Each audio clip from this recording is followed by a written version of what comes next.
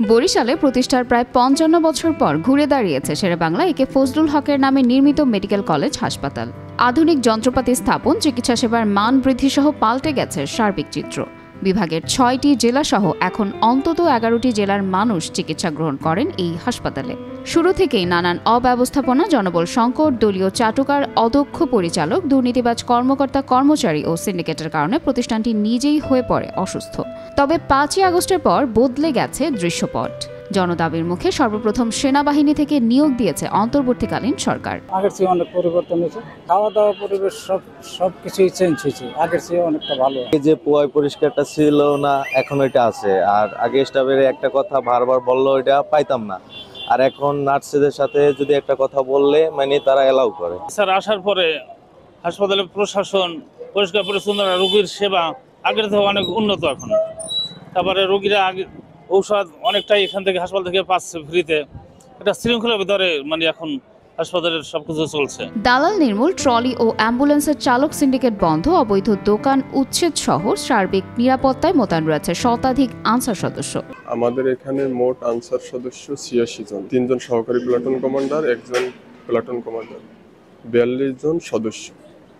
তো আমাদের এখানে মূল কাজ সার্বিক নিরাপত্তা। জীবাণুনাশক স্প্রে সহ হাসপাতাল পরিষ্কার পরিচ্ছন্ন রাখতে নিয়মিত কার্যক্রম পরিচালনার কথা জানিয়েছেন পরিচ্ছন্ন কর্মীরা। সকালে ৬টার সময় আসা, যে সময় লোক কম থাকে এই সময় একবার ঝাড়ু দেওয়া হয়, তারপর মেশিন যেহেতু আনা হয়েছে মেশিন দিয়ে সুন্দর করে পরিষ্কার করা হয়, তারপর 12টার সময় আবার ঝাড়ু দিয়া আবার মেশিন দিয়ে পরিষ্কার করা হয়। যে সময় আবার দুপুরে লোক চলে যায় 2টার পরে, এই সময় আবার ঝাড়ু দিয়ে মেশিন দিয়ে খুব পরিষ্কার করা হয়। আবার রাত্রির টাইমে যে সময় ধরেন 8টা বাজে, এই সময় ঝাড়ু দিয়ে আবার মেশিন দিয়ে পরিষ্কার করা হয়। শুধু হাসপাতাল কর্তৃপক্ষ নয়, এই প্রতিষ্ঠানটি জনবান্ধব করতে সবাইকে সচেতন থাকার অনুরোধ করেছে পরিবেশবাদীরা। আমাদের দক্ষিণ অঞ্চলের স্বাস্থ্য সেবার জন্য একমাত্র ভরসার স্থল হচ্ছে Barishal Sherebangla medical college.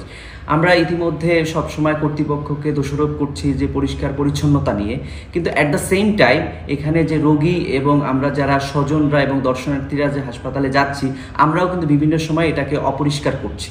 So আমাদেরকে শুধুমাত্র কর্তৃপক্ষকেই আসলে দায় দিয়ে চলবে না, আমাদের নিজেদের জায়গা থেকেও সচেতন হওয়া গুরুত্বপূর্ণ। এদিকে রোগীদের প্রত্যাশা অনুযায়ী সেবার মান বৃদ্ধি ও আধুনিক যন্ত্রপাতি স্থাপন সহ নানামুখী পদক্ষেপ গ্রহণের কথা জানিয়েছেন হাসপাতাল পরিচালক।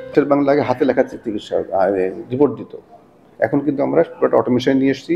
আপনি টিকিট কাটবেন, আপনি বারকোড এবং কিউআর কোড দিয়ে জেনারেট আপনি টাকা দেবেন, সমস্যা ওটা হয়ে যাবে। ওইটা পরে আপনি যখন স্যাম্পলে যাবেন, আপনাকে ওটা দেখে ওরা স্ক্যান করে স্যাম্পল নেবে এবং রিপোর্ট দেওয়ার সময় ওটা দেখে আপনি অটোমেটেড রিপোর্ট পেয়ে যাচ্ছেন। তো এখানে এখন আমি যতটুকু আমাদের ডাক্তারদের কাছে ফিডব্যাক পেয়েছি যে আমাদের ল্যাবরেটরির রেজাল্টের মান এখন অনেক ভালো আগের চাইতে। যে যদি আমি খুব অল্প সময়ের মধ্যে আমরা যেটা করতেছি এখন যে সিসিউতে আমরা রোগীকে ম্যানেজ করে ফেলবো, আমাদের সক্ষমতা ছিল বেসিক্যালি সিসিউ ছিলই না এখানে, মাত্র 8 বেডের একটা কার্ডিওলজি ওয়ার্ড, কিন্তু আমরা এখন সিসিউটা করেছি 24 বেডের। যত জায়গায় বেড ঢুকানো যায় সব ঢুকে দিয়েছি, সেন্টার লাইন টেন সব টেনে দিয়েছি। আমি 24টা মনিটর কিনেছি অলরেডি, 48টা সিরিজ পাম্প, এবং ওখানে যে ভেঙেছে সুন্দর করে একটা সিস্টেম করে দিয়েছে। ওখানে 24 জন রোগী করোনারি কেয়ার ইউনিট পাবে, বিশেষ করে যদি এমআই রুগী আসে ইনস্ট্যান্টলি চিকিৎসা হবে।